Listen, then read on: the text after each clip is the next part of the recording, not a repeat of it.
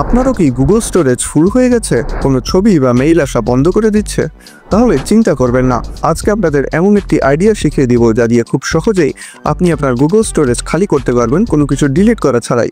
তার আগে আপনাদের মধ্যে 96% লোক ভিডিও দেখে চলে যান কিন্তু সাবস্ক্রাইব করেন না, তাই চ্যানেলটা সাবস্ক্রাইব করে রাখুন। এমনই ভিডিও আমরা রেগুলার চ্যানেলে আপলোড করি।